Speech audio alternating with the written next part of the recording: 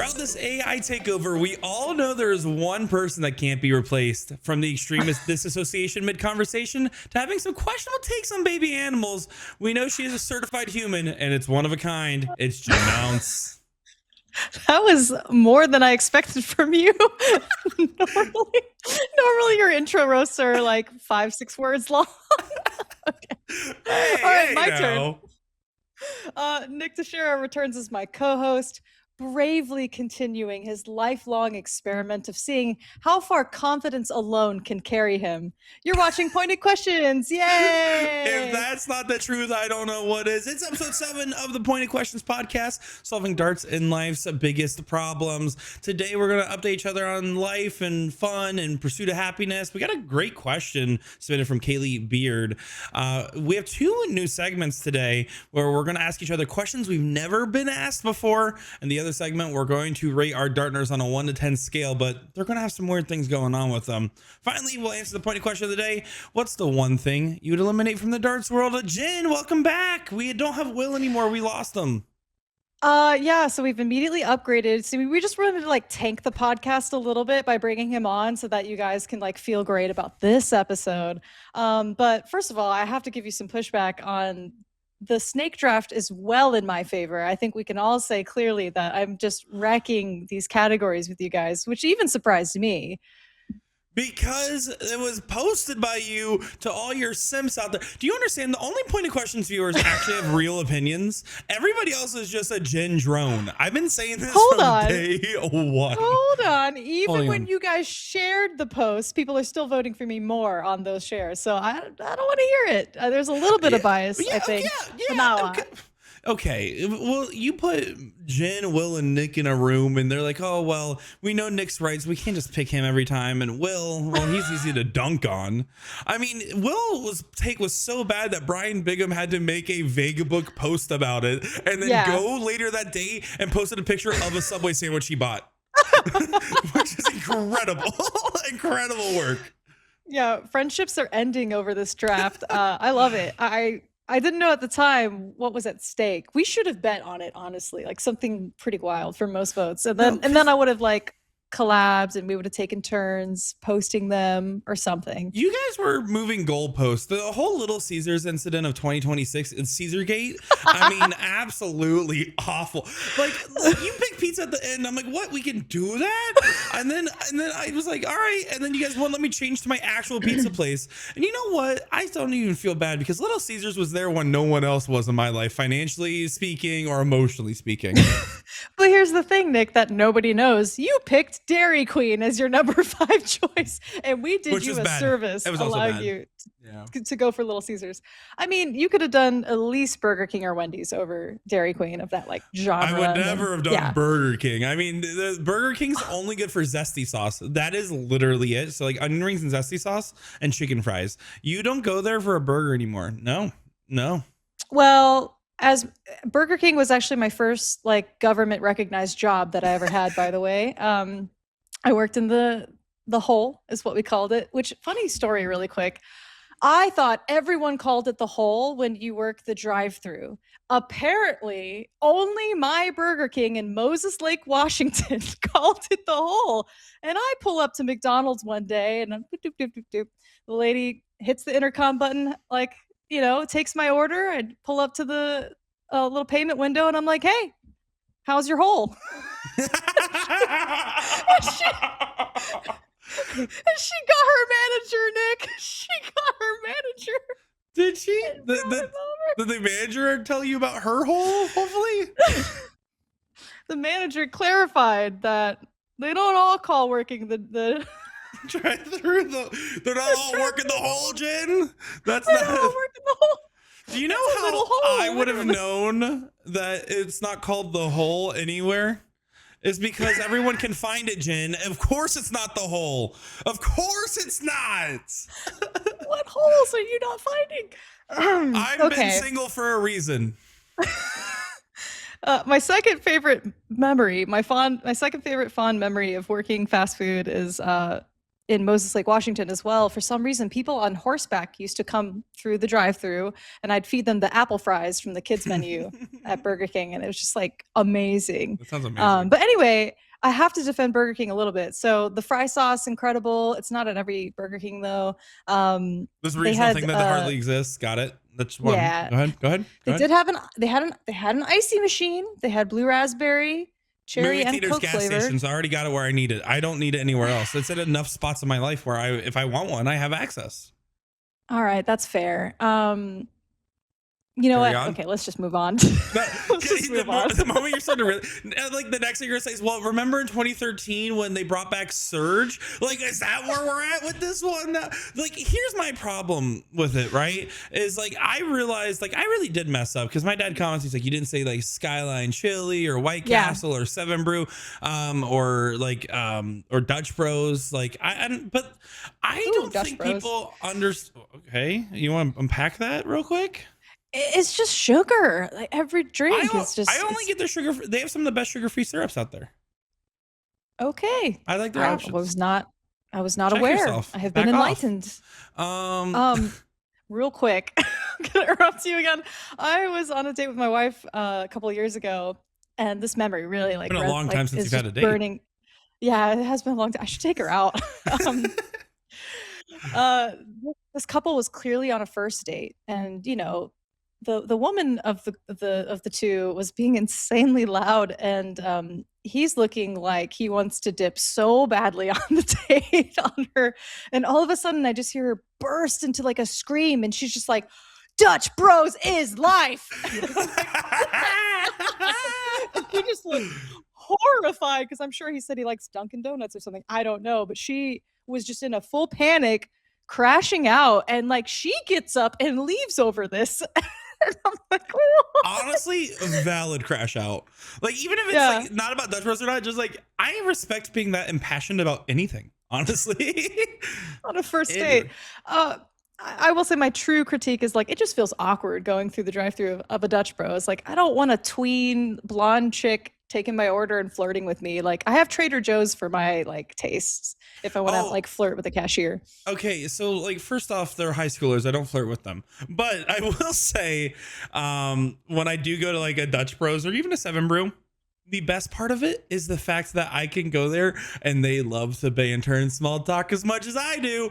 I will have a full life conversation. I've gotten so many like keychains given to me. Like I sometimes will get like the best secret menu items. Like I am built to go and have a good time there.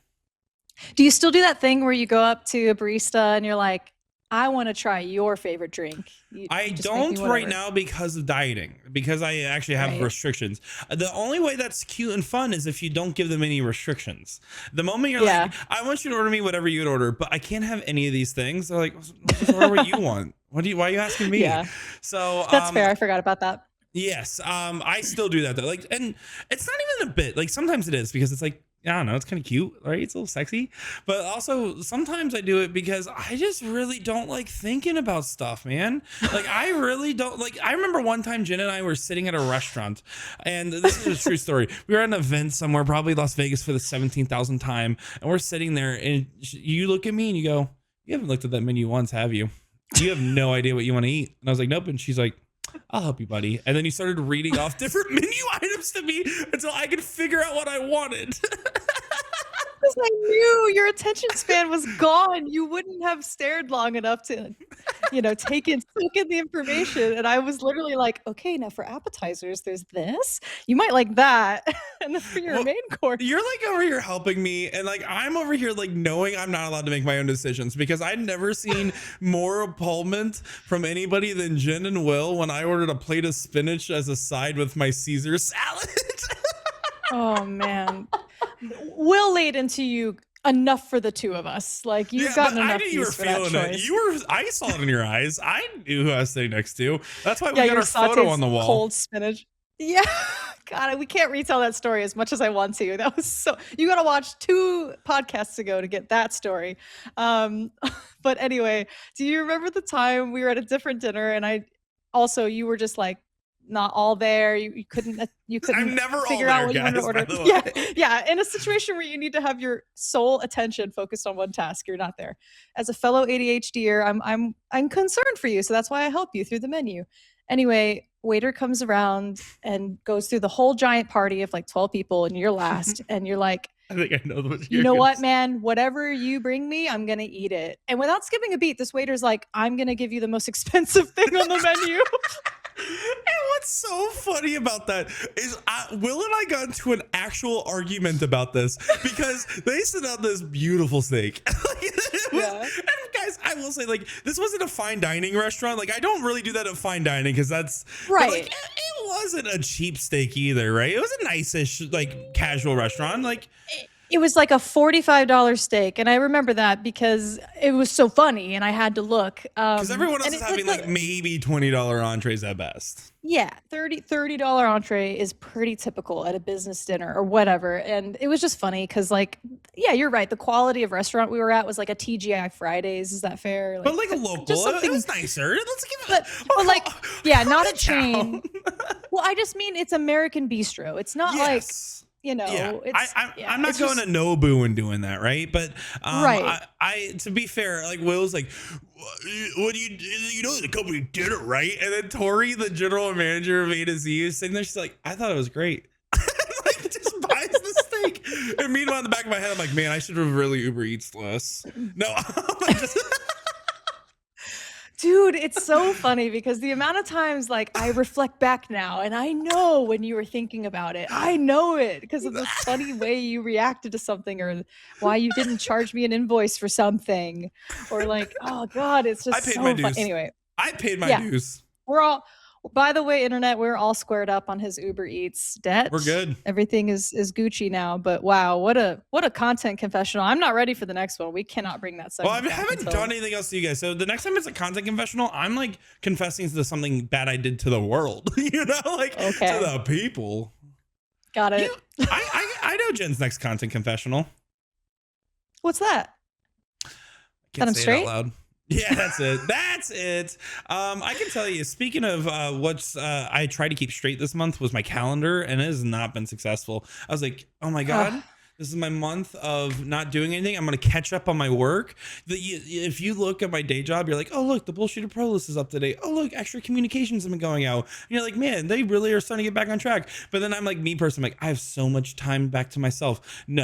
No, because now I'm playing extra Dart League matches that I signed myself up for, not calculating how that would affect my schedule. I'm going out, and mind you, because I have to record all my matches because I decided to make content out of it and add more to my backlog. I drive an hour and a half each way to the venue instead of the 5 minutes down the road place I could play, to play and lose 15-0 to Cody Willis. And then after that's all said and done, I'm like, all right. And then this weekend, I'm like, okay, well, now I'm actually going to junior nationals, and I was like, oh, I'll just go for the day, right? Instead of the whole weekend, I'll just go for the day. And then I like agreed to it, and I told myself I'm going to do it, and I'm excited to do it. And then I'm like, that's 3 hours there, 3 hours back. So I'm like, I just committed myself to a 12-hour day on a Saturday. Fine. And I was like, you know what? It's fine. I'm going to relax the following weekend. And then God bless his soul, I'm so excited. My friend Alejandro is coming to visit me, and we're going to do so much fun stuff. And I'm excited.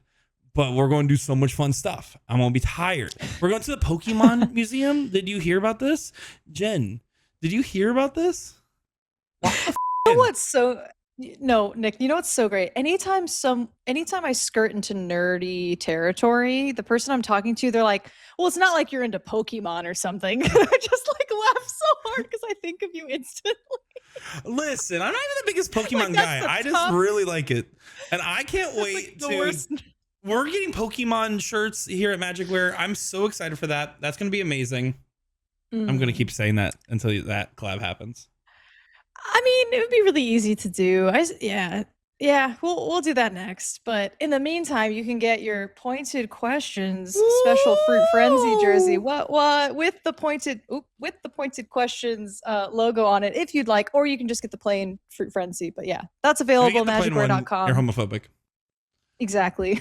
So the Chicago Field Museum, which is like a big museum, has a Pokemon exhibit going on where they made a whole fossil exhibit of Pokemon. So it's all Pokemon fossils. And that sounds so fun. And I was like, oh, Alejandro's coming. I'll take care of that. And the tickets were sold out over 2 weeks in advance, which is crazy. But I was able to secure some late Juneteenth tickets. So I'm excited for that. And then I was like, all right, we're all good. And then the following weekend, there's a chance I might actually have to fly out of town. And then after the weekend after that, I'm back in dad wedding time. And I'm like, what is going on? What is free time? Doesn't exist.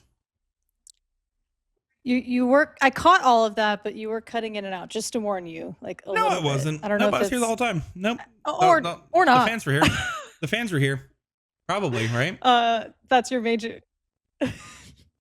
So your major life update is that you're gonna go check out that Pokemon fossil thing with Alejandro. Well, also we're gonna play Halo. You know, that's pretty sick. Good for you.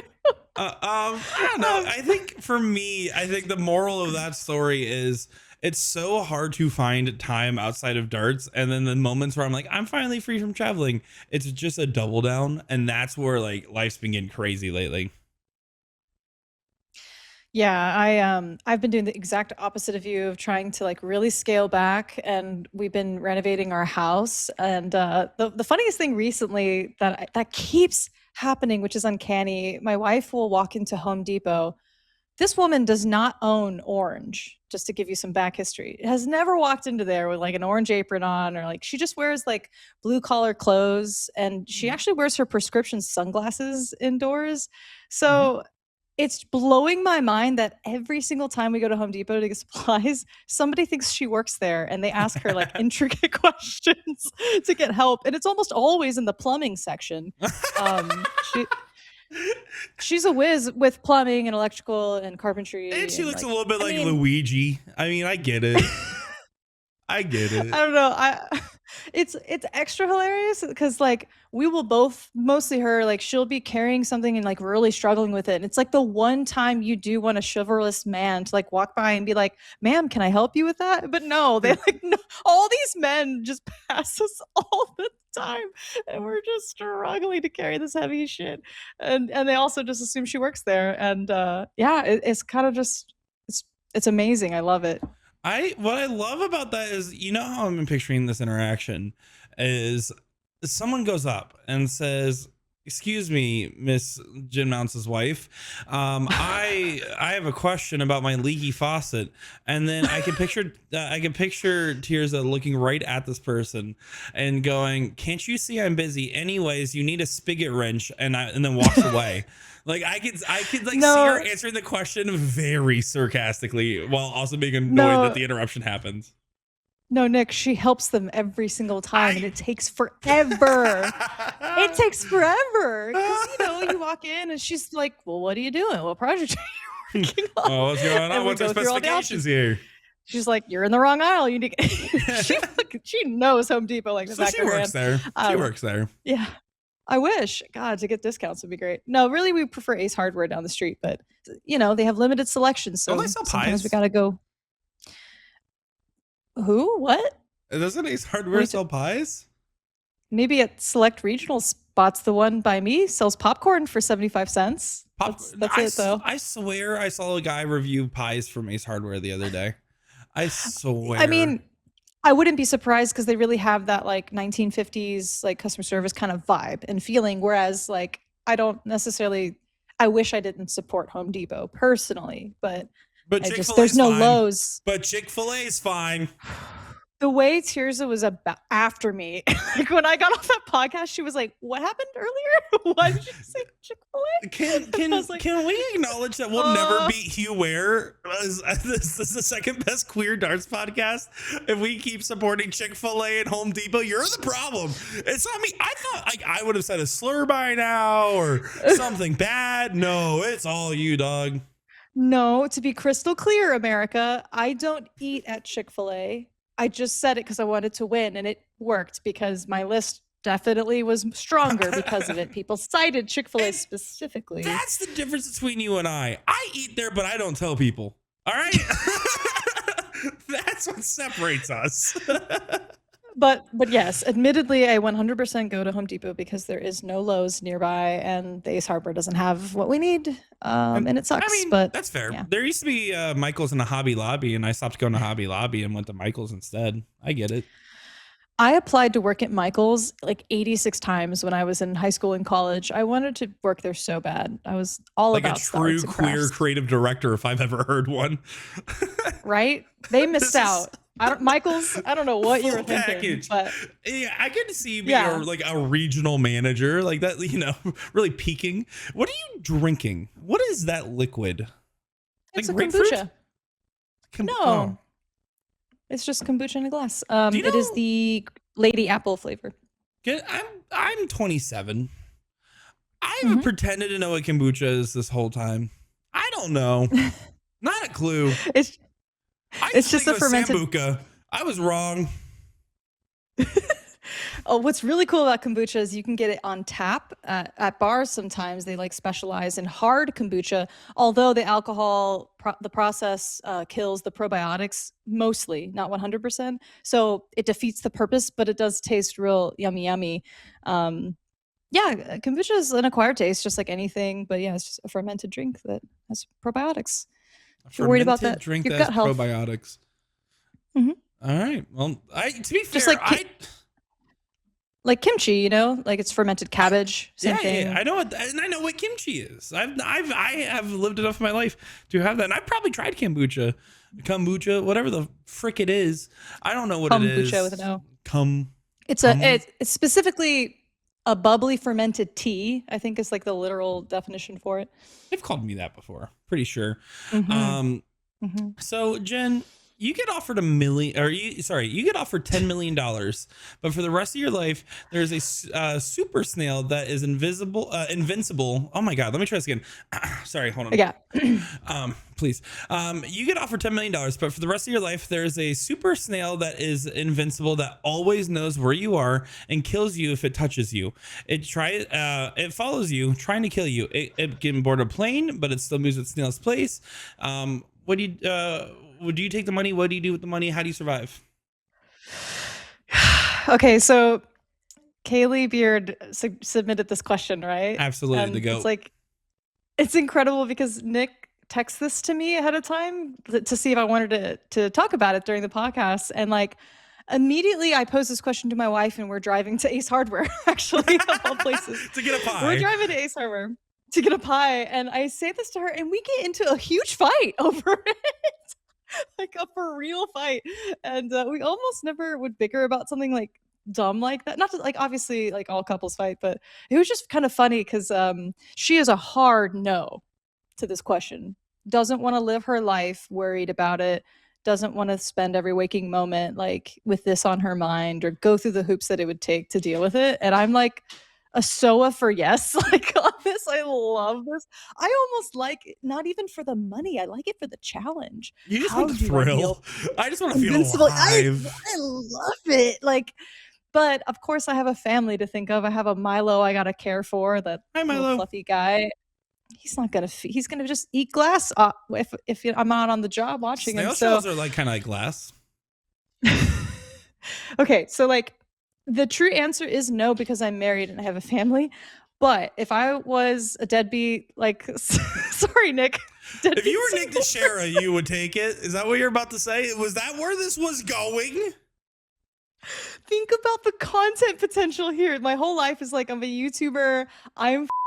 This snail is my arch enemy for the rest of my life. Like I'm doing everything I can to fight him off. So number one, I have $10 million at my disposal. I get it immediately, right? Like ka-ching, Yeah, you cashing get the all money. the money at the beginning, tax free. Okay, number one, hire someone. Their sole job 24/7, or even two people How to much you pay take 'em? more day and night shift. Here's the thing. $10 million at like I don't know, pay them like an $80,000 salary a year. That could last you like years and years and years. And they're tracking this snail. Plus, I have $10 million to reinvest into other stuff and become wealthier and richer. What if the market crashes? I can float. What if you run out of money? Well, yeah, if I run out of money, like obviously there's a whole new plan, but like can I pay someone to put a tracker on the snail so I know where it is at all times? I would assume so, but I mean, the snail's just always going to move at a snail's pace towards you wherever the snail is. yeah.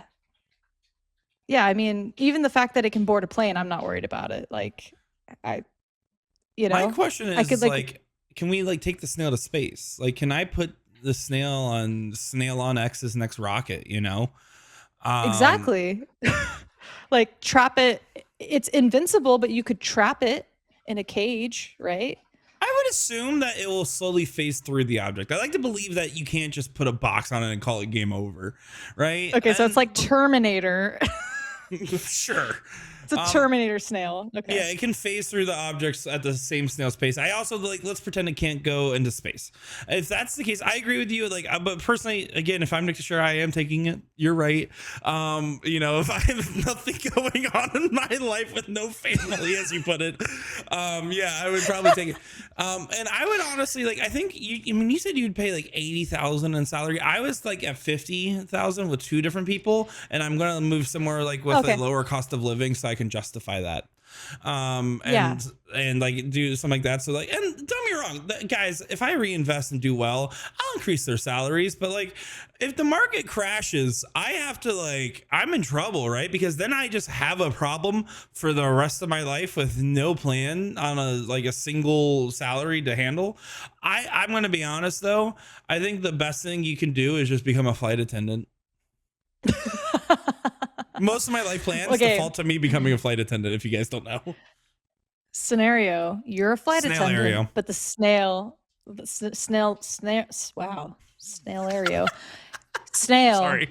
on the plane with you. Snail's on a plane. What do you do during the flight? How do you avoid getting touched by said snail? I just go to the front of the plane, and then like I can crawl over chairs. I'm pretty nimble. Because like, yeah, it's moving at a snail's pace. It can't jump, you know. I just gotta step over it and hope I don't trip. That's true. Yeah, see, I think that would be extremely like in terms of thrill seeking, like being so close to the snail and just jumping over it or like dancing around it. Even I might even put the tracker on it myself. I'm gonna try not to touch it. You're insane. I think what we're gonna do is next time we're at an event, I'm gonna put a rock on a string and follow you around and see if I can get the rock to touch you. That's gonna be my new goal now. But you can only move at a snail's pace. No, I can only move the string of the snail's pace. I'll whip that rock. That's amazing. Moral of the story: I would take the money. And like you might say, well, what happens if it's like years and years and years from now? Well, at some point, I'm gonna like play Russian roulette with the snail. You know, like I think we're gonna go down this road together to the very like the snail might get me, but we're going out together. You know. I mean, I assume I'm gonna go out in a peaceful way. Once it touches me, I just like evaporate. No, it's super painful. I don't know. Oh Jesus! Like you catch on fire and like it plays through every one of your worst memories, and you feel like you're going to hell. Well then, oh, jeez. That was a lot. Yeah, no, I loved it. I just loved thinking about it. Like, thank you, Kaylee. I had a great time. No, just fantasizing about it was fun. And I truly think like it would be so exciting to live life constantly on the road and like be documenting my like escape of the snail. And I would intentionally try to get close to it sometimes and keep things dramatic. So you just want to be like a Steve Irwin of snail running away and chasing? Like you're like, what if I befriended the stingray? Yeah, I feel like nobody could ever compare themselves to Sir Steve. He's too great, but I just think it would just be fun. More like of a Coyote Joe. It takes the like what if about life where we agonize over our choices. Like if I were to decide to like move somewhere right now, I've got a mortgage, I've got like a family, I've got a job. I mean, all of that just gets thrown out the window. My life is just escaping this snail, and like it's a life of adventure, and there's no working against it. Like I have a clear goal. I have a purpose. It's to not get killed by the snail. This reminds me of a would you rather I used to ask people to figure out if they were queer or not. So because what your answer right now aligns with this question I think I'm about to ask, which is not one of my normal questions for the record. Okay. But this is definitely a question you've never been asked. Would you rather go through the most terrible, ugly divorce of your life or slowly over the next year turn into a cow? Answer the question. Of course, I would go through an ugly divorce and stay human. I one time asked a group of like 50 people while I was drunk at a party this, and everyone that was a queer person said they would be a cow. Every one of them. They said, I don't want to think about life. I want to munch on some grass, get away from it all. You remember you're talking about the snail? You're like, man, if I didn't have family and love and stability, I would be crushing this. You want to be the cow? Don't lie. No, because I think I just know too much about like agriculture, and I just don't want to be. What if You get the whole year to prep your plans. You're turning into a cow slowly. You set up your own life. Figure it out. Who is gonna care for me once I have a cow brain? Like, I would. I just don't want to. I don't want to live a life. Oh, those are like, I was born to answer those kinds of questions. Yeah, I'm married to a woman. I've answered them all. Almost always in the middle of the night. But yeah. Don't know what that means, but Jen, I think it's time to answer some more questions in this next brand new segment. The questions we've never been asked before. Jen, you wrote down some. I wrote down some. We're gonna get real. We're gonna get very unreal. I'm pretty excited for this. I want to say I'm actually very upset about this new segment. Why? Because I thought this was a unique-ish idea based off, basically I went on Cole Nielsen's podcast and he asked me a question of what was your favorite moment in commentary from the perspective of something you're really proud of, like you crushed it. And I was like, oh, that's a question I haven't been asked before, and I liked it. And I was like, we should do a whole segment where we ask crazy little questions like this. But what ended up actually happening was yesterday I was watching YouTube and Linus Tech Tips went on Dexerto, and the name of the video is 20 questions Linus has never been asked. And I'm like, no. So this was, I want you to know, parallel thinking, okay? Parallel thinking. Nothing's original. You can't, it's just the law of probability. There's just too much content out there. Of course, everyone's done everything. So don't beat yourself up, Nick. All right. Well, Jen, I want to hear what you got for me. Set the tone for this. Whatever you ask is going to be the tone for the rest of this segment. Okay. Question number one, a question I think you have never been asked before. What's it like having to censor yourself online? Do you wish you could just call people out for shit? But you can't, because you have to have decorum and uphold yourself to a corporate standard.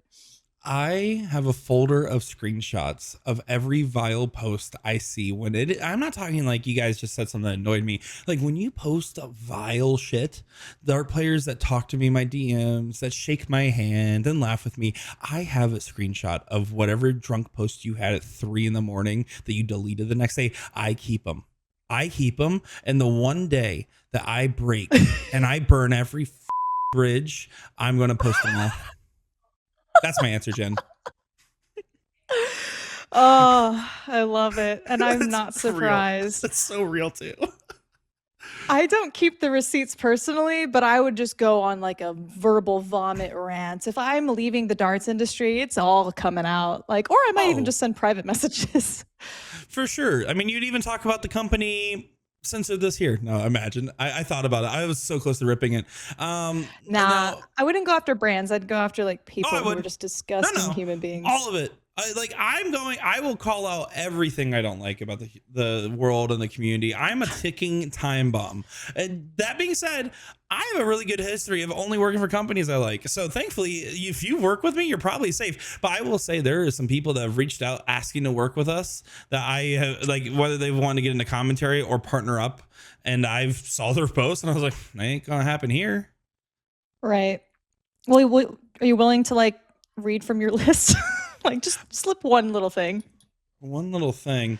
This one's a little too recent. I'm kidding. I was. You saw me grab my phone. I was so ready. Well, no, it's on your phone. You know what, guys? If we get 100 shares on this episode, the next episode, I will go ahead and I will rip one of them. I'll rip one of the things I saw. All right, Jen. The equally important question here. If you can pair up any 2 dart players in the US and make the perfect dart baby, who would you combine from a looks and a dart ability perspective? Oh, come on, man. Yeah, you see, I think we took this topic a little differently than intended.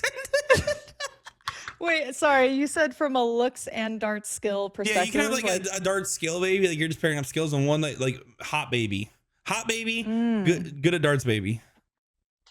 I'm gonna go with the golden girl, Trina Gulliver as my female, and she will procreate with Luke Humphreys.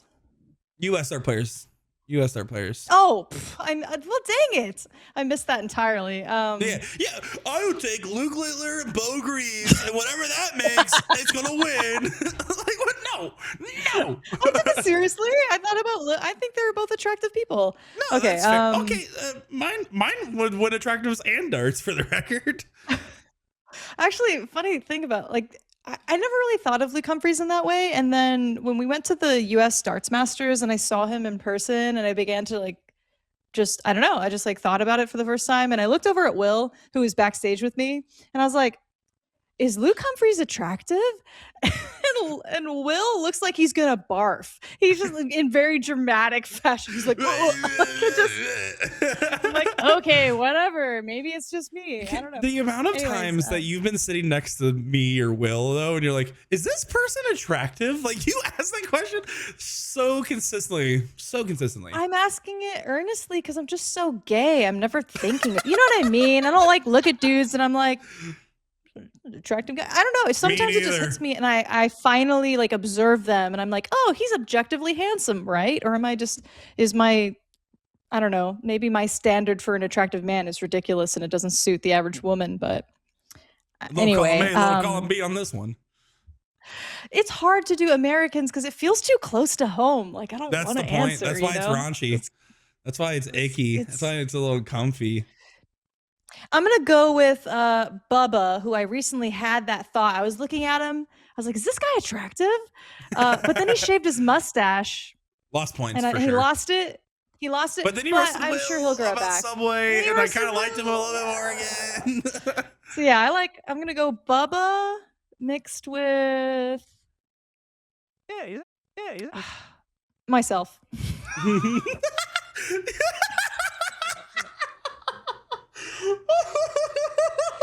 He's married, right? I feel really bad. I'm sorry.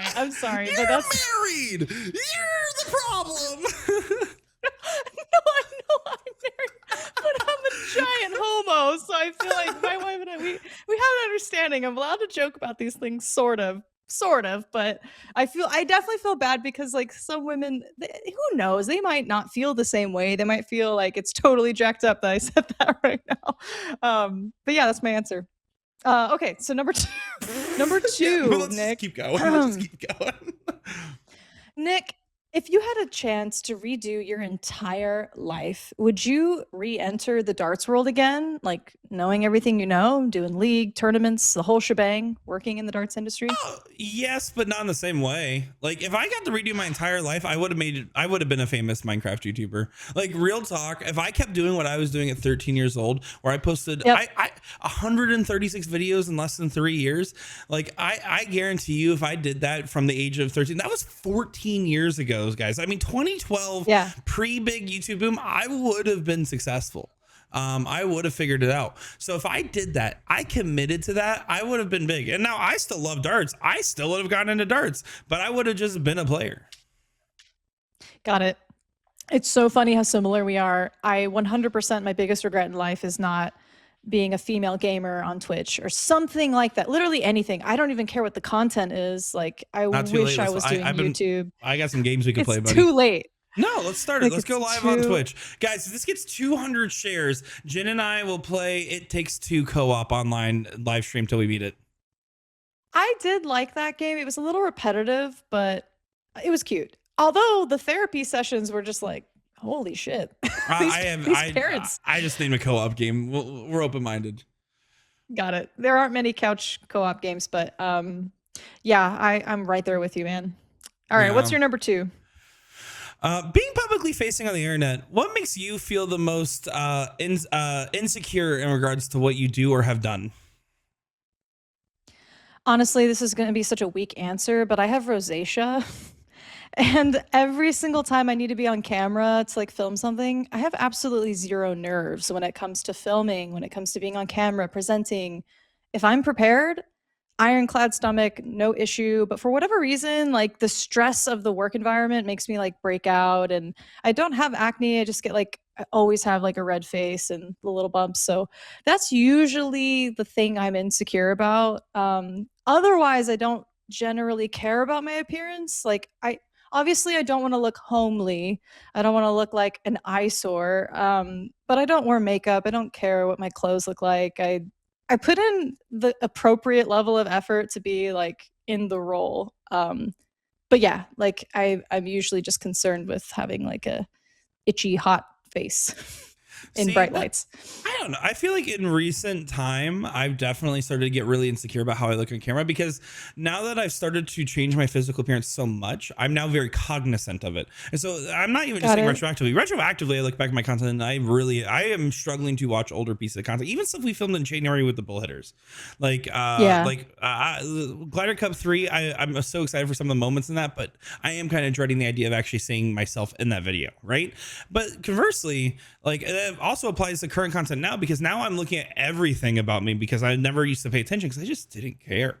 Now I actually like care, and it's mostly for health reasons why I care. But I definitely have the physical component, and I have always had body dysmorphia, so that's been like a real recent struggle. Though before that, I don't know what you said about rosé and getting drunk on camera, but I had the same thing. You have rosacea I guess so. or I, rosé and I getting drunk on camera? that's what I heard. So, yeah, fair enough. All right, good answer. Okay. Number 3. Mhm. What do you think people would be most surprised to learn about you?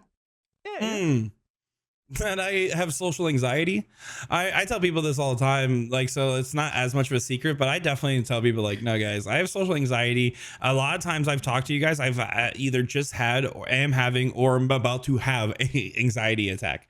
Thankfully, it's gotten pretty good. I'm very consistent on when it happens. But if you were at the Wisconsin Regional, fun fact, I had an anxiety attack almost every single day of that Oh, tournament. And that just it sometimes happens. Sometimes I'm in Omaha and I'm chilling, dog. The variable there is not Wisconsinites, but Jen versus Will. No, I'm just kidding. So I think that has to be a big one. I think people would be like surprised about for the most part. And I think there's a certain air of like people don't realize how raunchy I can talk because usually we're so filtered. And I think that's only started to change recently because of this podcast. yeah. I mean, I don't really have like a sailor's mouth or anything, but it does feel good to like let loose a little bit. And if we slip up, we slip up, and we can fix it in this scenario. So Yeah, yeah, like when we say thankfully, 7 times in one episode. at least I said it a little bit too. I was gonna leave you hanging because it was so funny, but I joined in. Such a bad bit. I loved it. All right, Jen. If you're playing in a dart tournament, would you rather be dead tired? Like I'm talking like 48 hours of no sleep in the middle of this tournament. Mm. And like let's say you're like pretty deep in the bracket too, right? You've already started Hmm. this tournament. You 48 hours, no sleep, dead tired, completely constipated, bricked up downstairs, or have a terrible headache that's like absolutely splitting, or finally be on acid.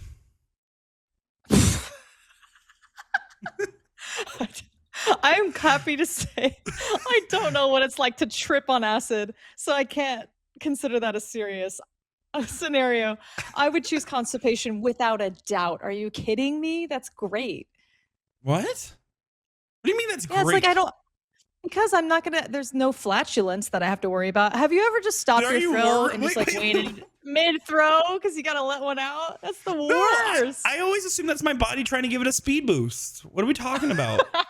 Let's get to the board quicker. No, No. I played one time after having a really bad constipation episode, and I'm not gonna lie, I played great in that tournament, but it hurt. Like I didn't feel good, and I got to be honest, one of the best pieces of dart advice I got early in my career was from Meredith McGee, which is time when you eat so you poop an hour before your match. The best thing I've ever been told. That has literally made dart tournaments so much more enjoyable. I I don't know, maybe I'm I don't go more than like once a day, not even every day. So that's not a concern of mine. And it's usually like an early morning bowel. Not that anyone needs to know that, but yeah, Wasn't I'm today. sure wonderful advice, but yeah, not today. Today was a surprise. Sorry, Tears looked right A into minute. the camera when you said that. A minute before we're supposed to be on the podcast, I'm like, hold on, Nick, I just got pee. I'll be right there. And then, yeah, 10 minutes later. It's still pretty quick. And she kept sending me reels the whole time. I'm just kidding. That part's not I true. actually did send you. I sent you Did you TikToks. send me one That's today? not even. That's serious. I don't. Yeah. So, guys, if you don't know this about me, here's the thing people don't know about me. I post on TikTok, but I don't have the TikTok app downloaded most of the time. I delete it, so it's like a little present. I get to watch like 7 Gen TikToks in a row when I re-download the app. Good for you. I should also delete it. Gosh. Okay. So I picked constipation, but I'll throw you like an alternative to that. I would rather be actually sick. And not that I should go to a tournament and infect other people, but in terms of darts performance, for whatever reason, being like a little sick, like a cold, even one time I had food poisoning, best darts in my life. Really? I felt like a zombie, but it was like it suppressed like better than alcohol, better than any like upper or downer. Like it was just, I don't know, man. I hit perfect 301 freeze games multiple times in a row. I was competing in Montana for the winter getaway thing back in the day, which is like such a fun tournament. Yeah, I'd recommend it. And when I was doing the hot wing challenge and I was drinking like a ton of hot sauce and I felt like all out of it, I was throwing great darts. So being in like a little bit of pain was fine, but I would never pick being tired. Like not getting sleep is going to have the worst effect on me, and I can deal with the headache just fine, I think. I'll take acid. I've never done acid, but like I heard about those like times that they're like no hitters have been pitched on acid. I'm like, I wonder if I could do that. It's like, do I hit my first 9 darter? You know, I've never heard of such a thing. Oh, was it Barry Bonds? Was it someone like that? Someone that knows sports will correct me in chat. But there was a no hitter pitched on acid. Like this is a true story. A documentary is made about it. It's fascinating. I'm writing that down to look it up later. That's crazy. I swear I read on the internet. It has to be true. Okay, number 4. What's the weirdest place darts has ever taken you? I mean, like weirdest by sound of name has been Kalamazoo, just because I was convinced Kalamazoo, Michigan was not a real place for sure. The weirdest place it's ever taken me. I don't know. I've gotten in some sketchy Ubers. Like I'm trying to think of like I'm trying to take this very literally. Like I remember one time when we were in Vegas, we got into a Uber, me, Will, Jake and Hunter Smith, and a few others, and my shoe was falling apart. Like, and I like was super gluing it in the car. I remember one time I was in an Uber in Texas, heading to a random bar, and the stream was done early, and we chugged a bunch of moonshine and talking to the Uber driver about eating ass, and like not like we were annoying them. No, they were so into the conversation that they started doing a bad job driving, and the drunk people were correcting her. Like it was insane. I love it. So like stuff like that. Like I think about like the craziest places is usually in an Uber with dart players is the answer. Love it. Hey Jen, if you could be any other sexuality, what would it be and why? Oh, bisexual.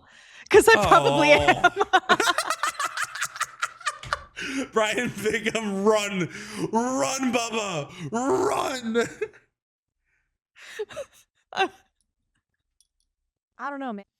Yeah, I mean, yeah. Why? I mean, they've like historically, it sucks to be bi, but maybe nowadays it's like better. But as someone who was like a budding lesbian 10 years ago, bisexual women got treated like shit, and I mean, I witnessed it. Like lesbians were really mean to them, straight people were really mean to them. I like everyone. I'm assuming most people know about the phenomenon, except for Will, who got a failing grade on our gay culture quiz last podcast. Honestly, some of those questions were whack, dog. Some of them were whack.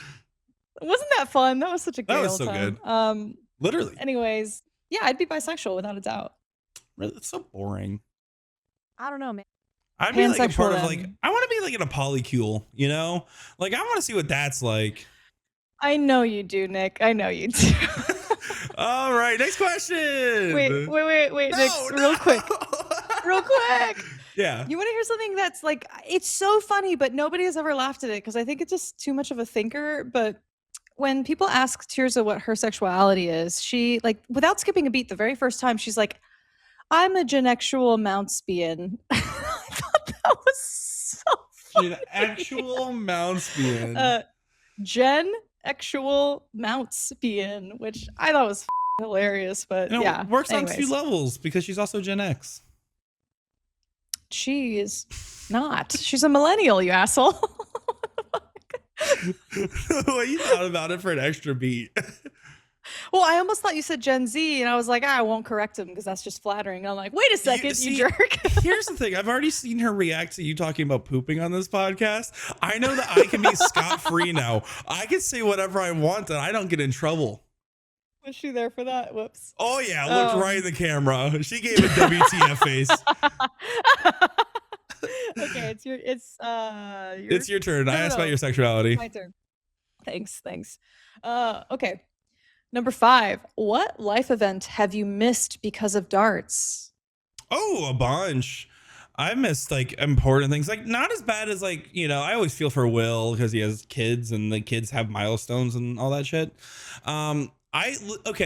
So if I were to take it as zoom out, like not a singular day, but a period of time, I mean, my cat Fred, I only had him for 2 years before he passed away. I adopted him at 9 years old. And I did not, when I first got him, I was hardly traveling. And the last year I really started to ramp up. Now I had a bunch of roommates with other animals that he was well adjusted to. So don't think I left him at an apartment by himself his last year of his life, but I was his best friend without a doubt. And I came home one day and he wasn't the same and he didn't make it. Right. So, that I think about pretty actively. I have missed my dad's birthday the last 3 years now because of the bullshooter finals. Almost missed calling him. I lost track of time. I meant to call him earlier and I called him pretty late in the day. So I think about that. I've missed friends' birthday parties. I've worked on my birthday, so it happens a lot. Like I tell people, like, this is like, no, I'm choosing to sell off a little bit of my soul. Like I love it. I love what I do. I have the best job in the world, Jen, but I also understand that the trade-offs I make now is a short term. I'm not doing this forever because at some point the boundary will be drawn. Yeah. I mean, I really resonate with that because I went through that the last 8 years-ish of life. And then more recently, I'm finally just saying no to certain things so I don't miss my wife's birthday or anything major going on with family. And thankfully, our anniversary is on Christmas Day, so I'll never miss that. Actually, I have a Christmas Day tournament you're going to go to. Oh, you're welcome. No way. All right, what's your number 5? Oh, sorry. Excuse me. If you're given $1 million, but every time you hear someone say your name, whether they're talking to you or about you, or just saying the word Jen, you snort audibly and point at yourself and say, that's me. You have to. It's compulsive. Do you take that money? Oh, it's okay. So it's compulsive. Like I don't have to think to do it. You don't My have to body think to just do does it. You naturally will snort and point at yourself every single time and say, that's me. If someone says Gen X and your brain thinks you heard your name, you will do it. If someone is talking to you, if you're watching a TV show and there's a character named Jen, you will do it. If you're at the movies and the movie says a character says Jen, you do it. If someone says genuinely but has a stutter, you might do it. Yeah, I take it without a doubt. Way. Change my life. You man. have too much social anxiety. No shot. No. Like I'd have to change my life though, but I don't know. Babe, is $1 million worth changing my whole career in life? Yeah. All right. We're in unison on that one. We're in. All right. Sold. That was Done. Easy. I couldn't do that one. I couldn't I just imagine I'm at a funeral and they're like, yeah, and they were friends with Jen. I'm like, that's me. I couldn't imagine it. It would be too cringe. Every time. Okay. My wife cannot leave me. Those are my terms. If I have to date again and find someone. So if she agrees to this, better strap in for the long haul because All we're right, ride or die. perfect. Imagine like, okay, like, oh no, I can't say this, but like, imagine like, I'm just picturing like I'm having special times and I'm like making smooth loving, and they're like, that feels so good, Nick. I'm like, that's me. Like, Yeah. Yeah, I like sensory deprivation. I'm gonna get into all these different kinks. I'm gonna wear headphones, blindfold, like in the bedroom, moving You're forward. gonna prevent the stimulus, like, but even if you read their lips, I'm counting it. No, blindfold. You're all going, sensory deprivation. You're going full Helen Keller in the bedroom. That is your new approach. Don't say it like that. You ruined the not kink. real, Oh Jen. my gosh. Helen Keller was a real person. Nick. Nick, did you think Helen Keller was No. mythical? Did you not know that there's like a whole Jen, there's a whole movement going on right now. It's like a big Gen Z thing where they're trying to prove Helen Keller isn't real, and there's like now like anti Helen Keller documentaries. Because people are done denying the Holocaust existed, like they had to move on to something else. I don't know how we got there. I'm just saying that it exists. I personally knew Helen Keller was real, Jen. I'm sorry I said this joke. Okay, you know Clavicular. Okay, I'm I thought sorry. this was a safe space. I apologize that I didn't assume you were joking. I really, really thought that was a real moment. And I do think you are a smart, educated man. And I apologize for my reaction. I mean that earnestly, Nick. Like, there's literally, you can buy t-shirts on TikTok that says Helen Keller denier. Like, you can buy that t-shirt. Okay. For the record, you're not getting Helen Keller and Anne Frank conflated, right? No. I was just because you brought the Holocaust real quick. Yeah, like, it's something I think about on every single day. I can't not think about. I think about Holocaust deniers at least once a day, and yeah, I think it's like the worst thing you could be. Like, it goes like murderer, Holocaust denier, worse than murderer. It's atrocious. Anyway, yeah, it's ask my wife. I go on tangents about this all the time, and a couple other topics. You could think about other things, right? Just like a fleeting moment. Like, I'll see someone and like, I don't know, just. I had a whole conversation with myself today to ask myself if I really am becoming more of a jazz fan as I enter my 30s. Like, that was a conversation I had. And you're over here like, damn, lots of people died. Like, we're having different experiences. Millions of people. I agree, it's a problem. Don't start this. I hate it when you do this because you're starting to make it sound like I'm like defending the other side. No, I'm. You have gaslit me too many times recently. No. Oh my god, we're playing a game. Is it my turn? Yep. Yes. Because somehow. Nick. Jen. What's something you loved about darts like 10 years ago that you don't love anymore? Oh, drunk people. I used to have a way higher tolerance. You used to love drunk people though? Dude, 17-year-old me would just laugh at them. I was probably high, to be fair, but like, no, I didn't start smoking when I was 18. And I didn't do anything bad when I was a youth star player. Like, honestly, God, Scout's honor. I don't know why I did Spock. But yeah, no. For me, like when I was younger, I just had a high tolerance for drunk people and their shenanigans. I always thought it was pretty endearing and funny. I think as I've gotten older, I just see it as more problematic than I used to. And not everyone. Like, there's drunk people I have a great time interacting with. Like, drunk Ram's hilarious. All right? Like, objectively so. But there's just so much of it where I'm just like, okay. And especially the ones where you know they aren't even going to remember the conversation. Like, I used to not care if I had to repeat myself. But no, now there's video evidence. I don't have to repeat myself. Watch the podcast. I probably said it there every other Tuesday. So, like, drunk people is honestly my answer. All right. What's your number 6? So this is very similar to a question you asked me, which I thought was funny. If you could start your whole life over again, is there a pivotal moment or decision you would change? Did you ever have a coin flip or a pivotal moment? When I came out of the closet, I would have just done it later. I would have not gotten outed by the community, and I would have tried to develop a better like exit plan for myself, without a doubt. Really keeping on that Holocaust energy. Yeah. Sorry to be a downer. It's the truth. There's nothing else. Nothing else in life that I would. That's a real answer. I think that's very fair. I think it's so funny because of like how our lives are now and so accepting of the positions that we're in. I mean, I told you like this podcast is the first time I've continually and openly really acknowledged my sexuality consistently. And I was actually kind of nervous for the first episode for that very reason. And I couldn't even imagine your lived experience and how negatively it went.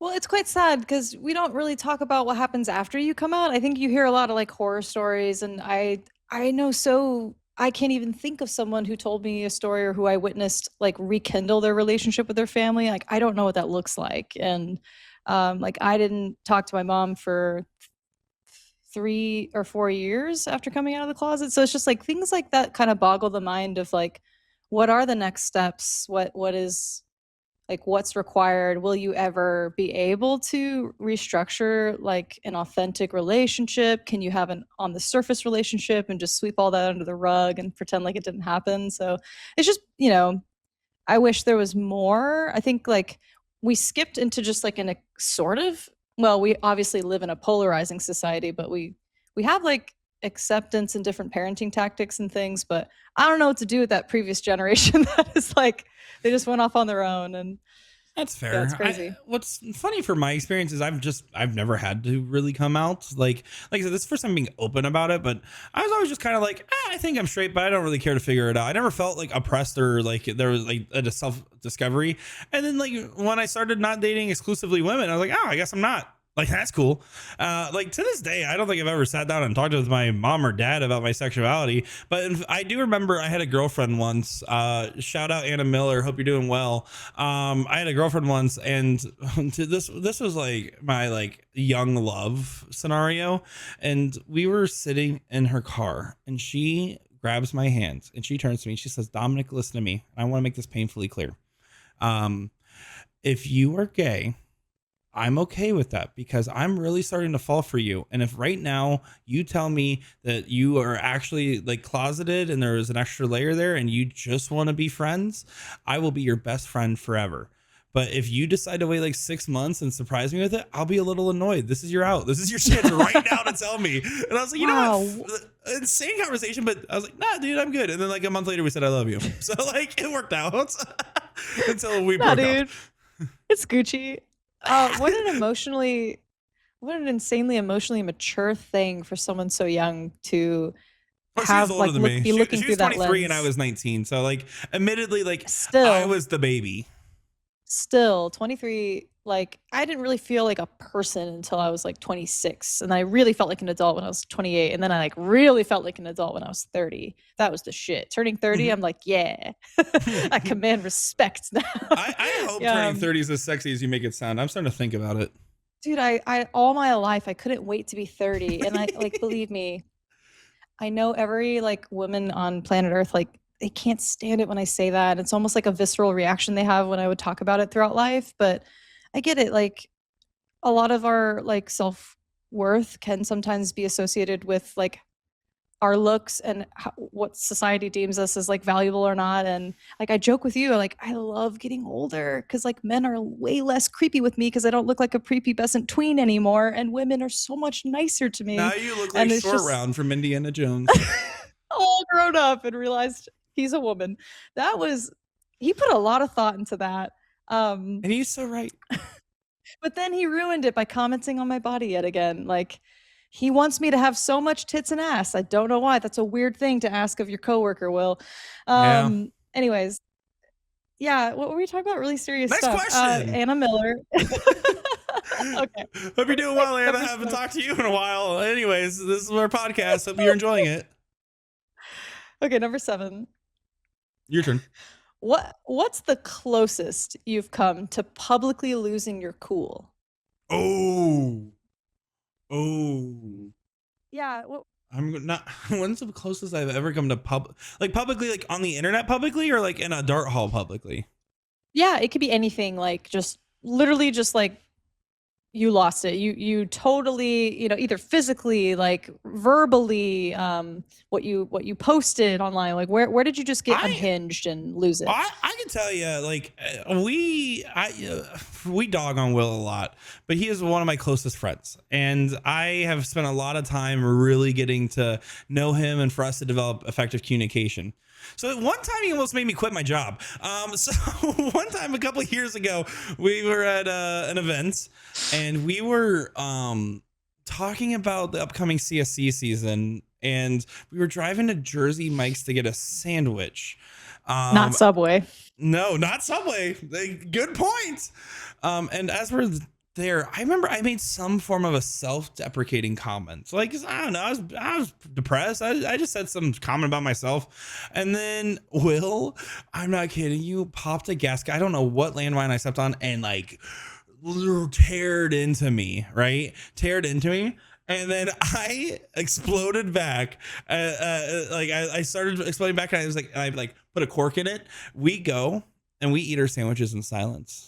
And of course we have to go. We're not eating at Jersey Mike's at this point, right? So we drive back to the venue, and we have to go live. Like, this was at night. Like, we had a show to do still. This was like between sessions. So we go, and I put on my headset, and there was another commentator there. Sean was with us. I put on my headset, and he's like, "Are you good to commentate?" I just gave a thumbs up, and then I gave one of the best shows, and then I proceed to like, it's over, and I went, and I was like, "Have a good night," and I dipped. To be fair, him and I had a long talk. We're totally fine, right? But like, what people don't realize is sometimes these big things will happen. It's not just, I've had it with other people. This is to be perfectly clear. I've also done stuff to pop off the other side, right? I get it, but there is things that will happen, and stresses of live event production, and stresses of being on the road, and stuff will happen, and we can't let that show. And if we do let that show, it's problematic. In fact, funnily enough, when something really bad happens right before going live, I typically sound better because I have more adrenaline. Like, I will have energy, and I am trying to get my mind off whatever's in there, so I won't be thinking about it. Is that why we suck together? Because we're just too like geeky and like stoked to be. We're too happy and healthy together as friends. Mm-hmm. Yeah, we're it's just like gassing when each Chance the other Rapper up. quit doing drugs. Like, let's be honest, acid rap was peak, but like the I Love My Wife Hot Showers album was garbage. Yeah, I don't understand any of those references, but I just Acid have to take rap, it at face the value. first digital only release to win a Grammy. All right, you know what? You don't know mixtapes. You don't know Cocoa Butter Kisses. Okie dokie, okie, keep it low key like Thorlo, bro, where he'll go blow the loudy, Sadia, sour Saudi, wildin' off the coyote, wildin' like I'm on peyote. Nope. All right, fine. I can give you the full history of the Baroque era of music and the Renaissance. Hey, Jen. You want to know all of Mozart's movements? Yeah, what's up? Hey, would you rather host a podcast with me for $100 or with the funniest person in the world for $1 million? They're both you. Yay, she wins! Ding, ding, ding. That's correct. But seriously, who would you host it with? I get to host a podcast with like the funniest person in the world for $1 million, or I get to do a podcast with you for 100. Which, again, you did already answer correctly. So now I'm already taking my win. Okay, and then now I can answer seriously. I don't know, maybe like Amy Poehler, probably. I'm just a huge Parks and Rec fan. I think she's hilarious. So I know nobody's gonna be like, "This is the funniest person in the world." Like, whatever. That was my reaction. I already Facebook commented my brain because you're sexist. No, women. All right, what's your seventh question? My eighth question. Eighth question. That's a great one.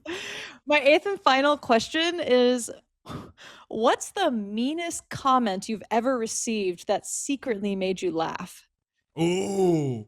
See, I think about like Caleb here, where he's like, "Hey, I'm homophobic, but that guy is funny." Like, I think about that type of comment, and I'm like, "Oh my god, that's a tough one." I have to stew on that one because I don't know if I have that many like truly someone said something that vile that was also a compliment at the end. But not a compliment. It just made you laugh because it was so good. It was so mean. Like, they roasted you so well that you're like, I don't know. I wish I had a better answer for this one. I wish I could think of something off top of mind.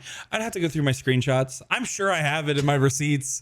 God, they said something funny. I know that there's one out there, but I just don't know which one it is. I'm gonna have to plead the fifth on this one. Not for no other reason. I really just can't think of one off the dome. I'm That's okay. sorry. I thought you would That's lame. say something about hair dye, but I don't know. There's No, there was a really summer sausage. Like there's just there's so many things. there's a couple of really good ones, but 9 times out of 10, the dark community is not funny. So, like respectfully. And so sometimes they're like trying to be joking and it's not even supposed to be mean and it just reads super dry. And then sometimes they say something like, that's the funniest thing I've ever seen written, right? It's like 1 in 10. And so it's so impressive. It makes the good really good. But I would have to think about it. I mean, I see it about other people. I could name that immediately. But I don't think I can name one about myself right now. I'll answer for you then. Like the funniest thing that truly made me belly laugh was when I first started making shorts content and I'm just like playing like steel tip and immediately the Europeans are like they're fucking all they're coming after me. They hated it. It was either yank this, female that. So immediately one guy just goes like darts advice from a woman, pass, or like something like that. And who's me? So My quickly, so quickly, a guy responds. He just responds, "Bo Greaves would f you up." I just loved it. It was so long ago. It was like she was obviously still already very good, but it was more in recent light. I think people are becoming more and more obsessed with her. But yeah, it was a couple years ago. I think maybe a year and a half ago. Yeah, there's some bangers out there, and I know I screenshot and write some of them down. I just don't keep the active mind. Honestly, there's so much in between.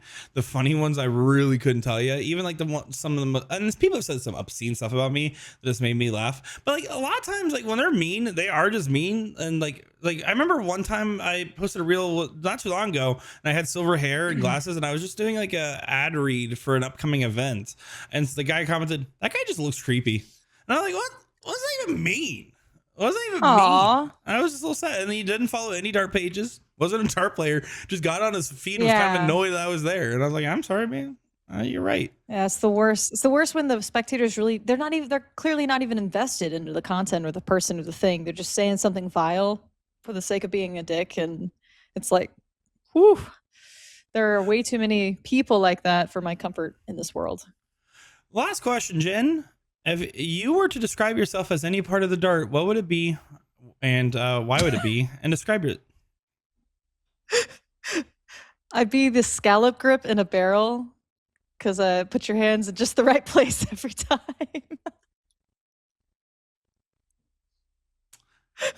And that's the questions. I don't. Why didn't you react follow that? Because I didn't give you this in advance, but like you knew what you wanted to be. You knew your third favorite color today. You knew your third favorite color. Like for me, it's like I'm a soft tip because I try my best, but I can't always hold my shape well. If you hit me too hard, it might break off. I have trouble finding the hole. You have control over the answer, Nick. What do you mean? Do you think yourself? Here's the problem. I can't. It happens. I say it. Do you like? I think about the worst things I've ever said in commentary, and I talk about like, 69 after 9. I 69 after 9 once. Like I think about stuff like that I've said, like because my brain just kept going. I'm like, what the hell am I on? So no, I can't stop. Can't stop. Won't stop. I think it's time to move on to the next segment, Nick. That segment. Are you ready for this? I think we did that one for like an hour. Yeah, I'm ready. Let's get a refresher. This is going to be rapid fire to make up for that last segment. Okay. All right. What we're doing is the classic "they're a 10 but" with a darts twist. So you have to have a darts player in mind, and the idea is you're thinking, are they going to be your darts partner, or does this attribute make them more or less attractive? Yeah. Nick, are you ready? I'm so ready. All right. I'm going to start you off. They're a 10, but they fist bump everyone in the match, including, partners and opponents after every round. 7.5. It's annoying, but like I would still, if they're a good partner otherwise, like I can't get mad about it, even if it is a little annoying. For sure. Okay. They're a 10, but they always lose one of their darts at some point during the tournament. Oh, that's fine. I mean, I have access to unlimited equipment. I'd figure out what they throw and just have backups ready. So they're a 10. Wow. Very forgiving. All right. Fair enough. Mm-hmm. They're a 7, but they throw house darts wearing a suit and tie. Oh, they're porky. 7. Perfect answer. Yeah, no, I think the rating was accurate from the label. Okay, they're a 2, but they always pay for the bar tab. I think that's cute. I'll make them a 4, but I don't drink alcohol. So yeah, they're a 4. Okay. They're a 10, but they lickety lick their fingers and rub their face before they throw like Boris Kirschmar. Oh, it's gross, but also like I feel like there's a lot of gross things that happen in the darts. I think there's like an 8. Like they lose a little bit of points, but like I'm fine with it. Okay. Like I've shaken Leonard Gates' hand. All right, I get it. All right. They are a 10, but they take it personally if you or someone in the match forgets to fist bump them. They're a 5. Yeah, I said what I said. that's fair. Okay. They're a 6, but they hit a 9 darter on stream. Oh, they're instantly a 10, right? Like a 9 darter on stream. That means that if they're my dartner, we're on the stream match. If I'm commentating it, that means I get a viral clip with me commentating. Like no matter what, 9 darters I don't care. You get like a gay card to say a slur for the day if you want. Like I'm totally cool with 9 darters. Yeah, it's pretty dope. Okay. All right. They're a 7, but you always beat them when you guys practice against each other. I mean, that's a confidence boost for me. And then as long as they're elevated in competition, I'm going to make them a 9. That sounds amazing. You just want to always be the best player on the team. Got it. Why not? I like being, I would 100% prefer to be power player on the team for my confidence. Power bottom. I don't like being a support player. Me. They're an 8. They're an 8, but they post cryptic Facebook drama statuses on a monthly basis. Ooh, as a dart partner, that's like an immediate like 2. Like I think that vague booking is gross and like do it, but like don't be like my friend. Like don't be in my circle and vague book. You can be other people's circle because I want to see it. I don't want to have it. If they're my partner, it's like a 2. If it's just any dart player, I mean like 5. I feel like that happens so much that there's so many vague bookers out there. Got it. Okay, they are a 9, but they always play with the worst strategy when you guys are playing together. They're a 6. Okay, they're a 4, but they can hit a no-look 180 every time. Then they're just the best player in the world? No, because they still have to be skilled enough to hit the first 2, and then it's like, yeah. But you're saying I guarantee that every time they get 6 marks, I can make them 9. Yeah. And what was their original score? What were they? A 4. Oh no, they immediately are like an 8.5 for sure. That's just math. That's a conversion. They are a 10, but they play with headphones on and loudly sing without realizing it at times. I'm gonna if I'm playing against them, they're an 8, but if they're my partner, they're still a 10. Really? You don't mind if your partner does it? Yeah, that's fine. I'll sing with them. I'll fair patch in. Give me one of your earbuds. All right, fair enough. Okay. They're a 10, but they don't wash their hands after they go to the bathroom. Oh, like a 1.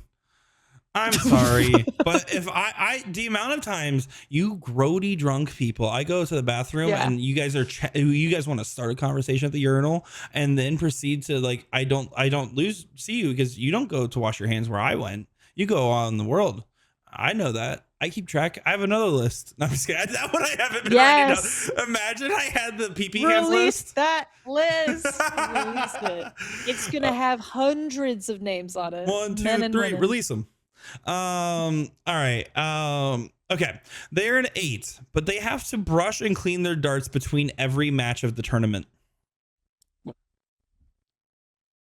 They're an 8. Do what you want to do on your own time. There's like, there's time. There's time in between every match. I think that's fine. I think like they're your partner, you guys get immediately called up to your next match, but that you have to wait for them to finish cleaning. yeah, but that's not that long of a process. If it's just, I mean, they're routinely doing it. Like I have extensive experience with this one, so I'm gonna let people have their weird quirks. I won't kink shame them. Fair enough. All right. They're a 5, but they always volunteer to mark. That immediately like puts them at like a 9. That's so good. Sexy. Like if you're like, even if you're not good at it, the fact that you're just up there, so many points for that. Hot. They are a 1, but they listen to the Pointed Questions podcast. 10. Yep. No. Easy. I'll give them. They're a 4. What? So many points. We need That's what I them. said. We need We're only them. the second best. We don't need anything. Yeah, because you We're can go Nick to and Jen. Chick-fil-A. That's why. Hugh Ware will never come on the show if you go to Chick-fil-A, Jen. We're guaranteed to be canceled or disbanded at some point, so it's okay. Like, We do something raunchier every episode, I feel like. We're getting there. I know. Alex, We're did really you see pushing Alex the Bowman's envelope. video, by the way? Did you see what he posted No. today? He made a response to Will Stewart calling him underrated. Oh my God. Jen, you have to watch that video. It is incredible. He goes on there and he's like, if you guys listen to the last episode of the Pointed Questions podcast with Nick and Jen, they had Will on. Like, we got all called out by name in this video. And then proceeds to talk about how Will talked about how he was overrated. And so that's why he posted the best dart players in every state, because he says he wants to go Mortal Kombat and KO everybody and throw them in front of a bus to prove he's the best. I mean, that's just great content. Actually, when I first saw him do that, when he was like, I need your help, come in. And he took the time to write every single state that was relevant. And then they had to like vote, within each organized. That is autism. Like that is using your tism to the max. Yes, it is. Mad respect, Alex Spellman. I loved that. I was like, that's just smart because that's like great engagement. It's fun. Having that information is just fun for like the world to. He also shout out our podcast. That's pretty sick. Aw. Yeah. No, that's not Will. I He think that's shouted out great. Will specifically as the problem with the podcast, but I love pettytism. You go, girl. That's great. Your turn. Wonderful. Okay. So, number 9. They're a 10, but they wear the same jersey for a 5-day event. They're like I almost said a dart player's name. There are 2. There are 2. Yeah, I thought you would have higher tolerance. Like, if I can't smell it, you're fine. You're like an 8. I mean, I'm still gonna judge you. Smell it. If you can, if it's the exact same one, yeah, no, like you're a 2. Maybe lower. I mean, I would go 0. I would go. You should be disqualified from the event, but yeah. Listen, fair. one time as someone that went to an event, realized that the cat peed in their suitcase right before they left, and had piss clothes that like I was able to replace most of my clothes, but like everything had a tinge of piss the rest of the weekend. People were very respectful, and I got away with that weekend. Yep, that face is of disgust. All right. They're at 9, but every time you throw, they say, actually, Alex Feldman said you should do it like this. Well, I'm in competition and they're critiquing me live. They're negative 18. Let's be real, guys. Okay, if they're your partner, what is it? And it's like if they want to. Okay, yeah, it's still 0. I couldn't do it, man. Even if they're right, even if they're helping me, it can't be during competition. You can't be my partner. Actually, Alex Feldman told me this.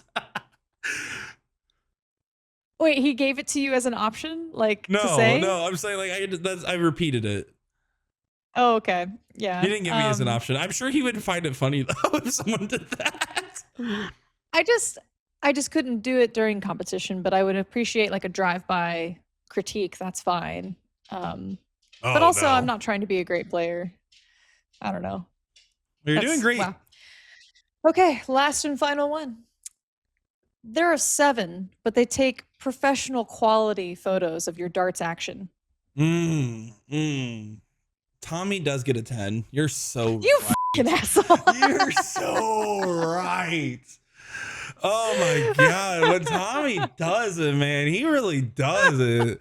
He puts the wine in Steen, not creepy style. Let me tell you. That's Tommy, man. I love it. Full name. Not the full name. Yeah, don't Google him, guys. All right. yeah. If you That's great. Wait.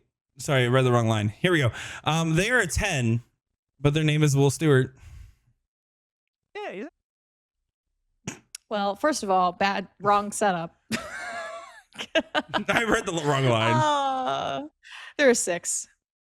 Yeah. There are 6. Mm-hmm. Want to elaborate?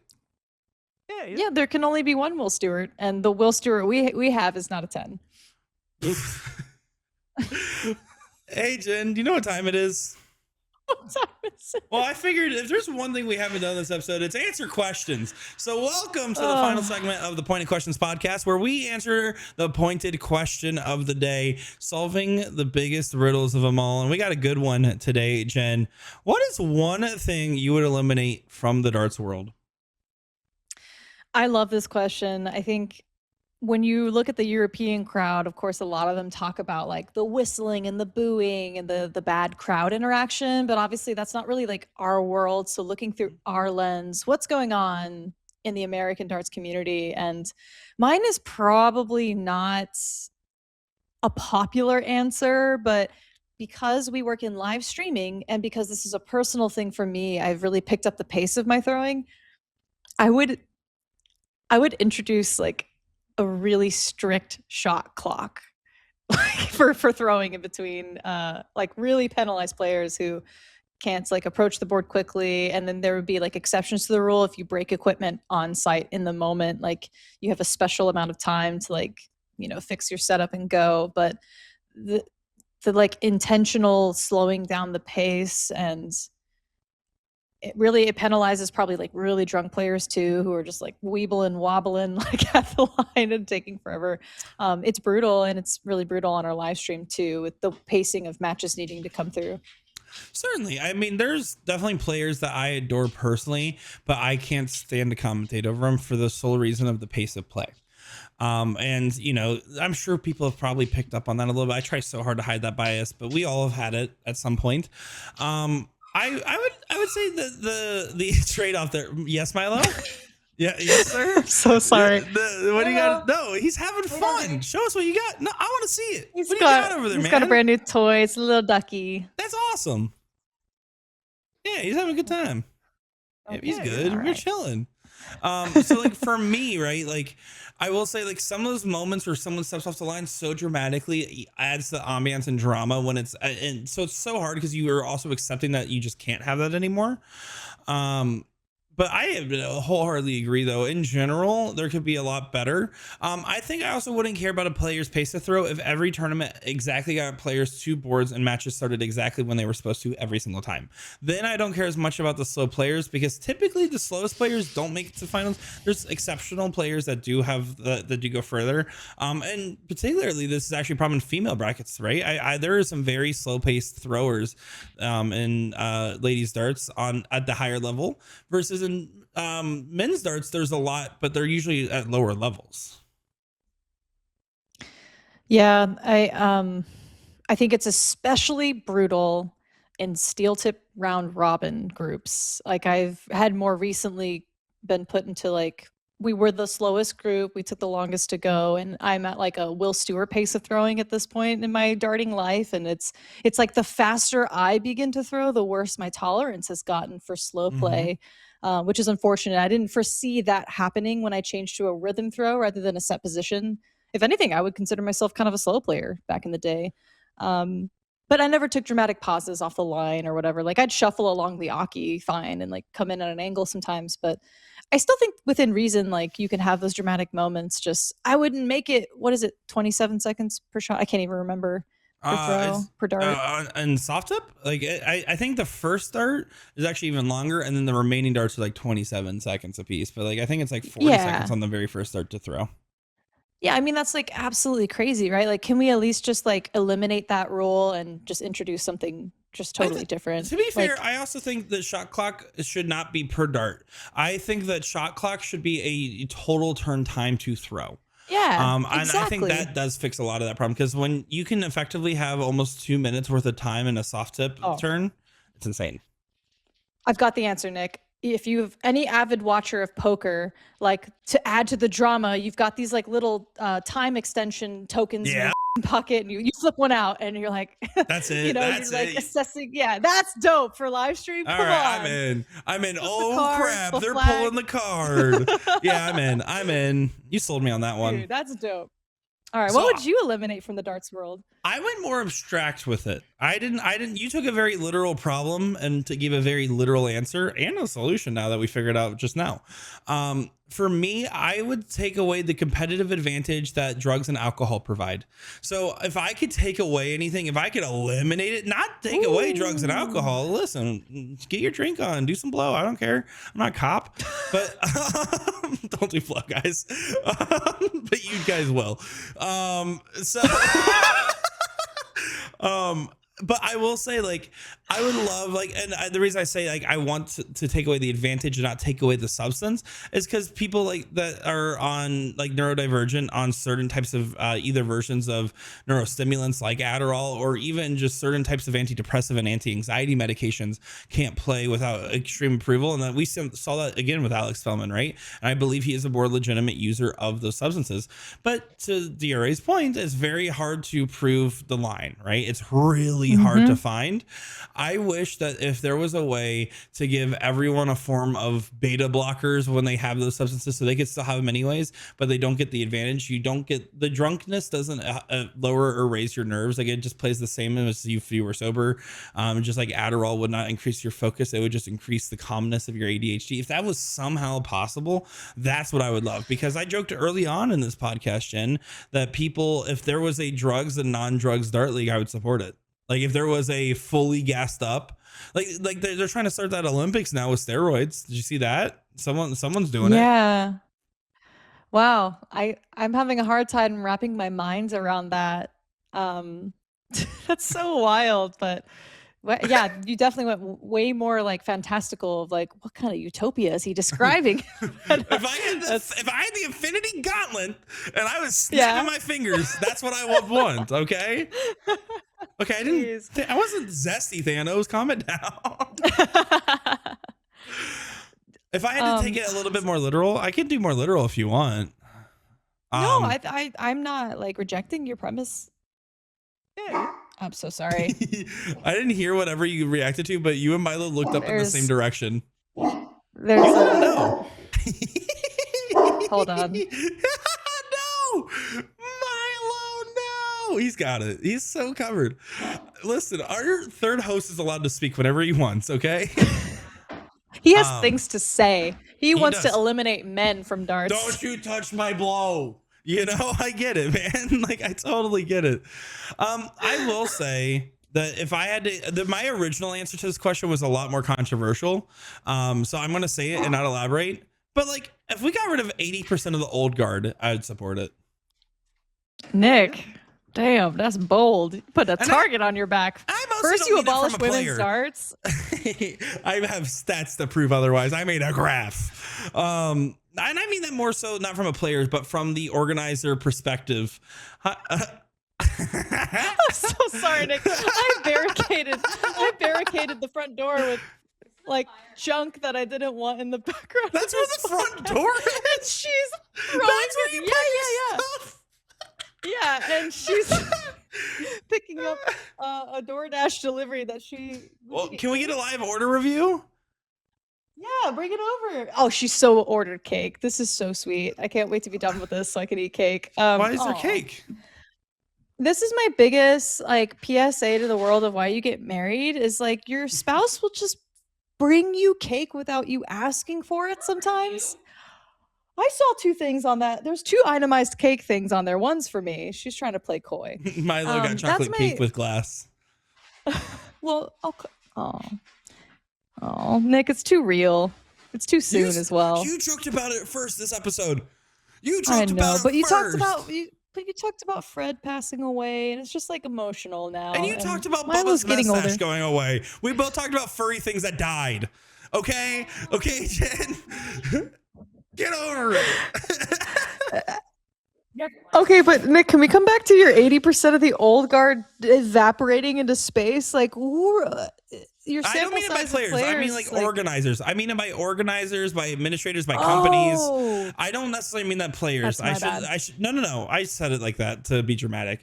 I don't care about old guard players in the sense like they need to go away. In fact, a majority of them are amazing. Yeah. But as much as I'm a big defender of the new guard type of players, I mean that like I met some crotchety old people that are on like boards and tournaments and companies. I'm like, no, you're the reason we're not going forward. Okay, but I'll challenge you with, it's like the same issue with local politics. It's like, who has free time to volunteer to these organizations running off pennies? It's older folks. I am like, making AI clones of myself. Oh, AI is going to solve this problem. Got it. Yeah. No, I mean, at this point, I don't like that AI is taking everyone's jobs, but I'm going to make AI to take everyone's jobs. So you basically just want to clone Dustin's story like 200 times and then like spread, like just spread him throughout all the darts organizations. Listen, they're a 5, but they're always Dustin's stories actually a 10. All right, I'll take that. Yeah, like it increases the average tournament staff for sure. Sorry, this is fully unrelated, sort of. But when I first met Dustin in person and his wife Brittany was with him, and like my coworker like totally psyched me out, being like, "That's definitely his sister." And so I kind of just like waltzed up, and I was like, "Oh, is this your sister?" And then just that classic awkward, like, "Nope, that's my wife." And I just feel like such a dummy ever since. But I love siblings are dating. That's one of my favorite like segments. For me, it wasn't really like a close one. Like, I don't know. I'm easily influenced by others. Is the problem. I know because there is things you were saying on this podcast that the person that never met me would have ever gotten baited into saying. But so far today, we've gotten there. I think overall,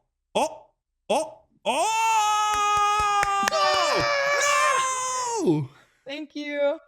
Wait, Jen, for Yes. 300 shares, will you sit on the cake? It's today the day. No, absolutely not. Sorry, I'm like, the cake is totally throwing me off my game. How are we more organized with Will here? I don't know, but that man ran a tight ship on our podcast. It was one of my favorite episodes we've ever done. That was great. This one's like down in the dumps. No, like the 2 new segments were wonderful. I loved it. A little long-winded on the first one, but I think we've answered our life question for the day. We're getting rid of 80% of tournament organizers. We're introducing a strict shot clock. Tournament organizers. I mean, details, whatever. The devil's in the details. And we are creating a drug-free category for darts. Yay. I'm in. I like it. I think we got it solved today. We answered the point of question. But guys, you have to let us know your answer to the point of question down in the comments below. What would you get rid of? And stop saying deodorant. Please smell better. God, please. Please, guys, that's episode 7 of the Pointed Questions podcast. Cake's approved by Milo as he's trying to figure out where it is, but he's already forgotten. Jen, any closing thoughts today? None other than I can't believe you and Will didn't say something about Milo like licking and eating the air for like an hour straight. Oh, it was a full minute in the last podcast. It was insane. I've got to post that short. Yeah. Yeah, nobody noticed. And this is why he gets to say what he wants, because he makes content. He literally has enhanced, just like I can't wait for the Tears of React gift for you pooping on the podcast.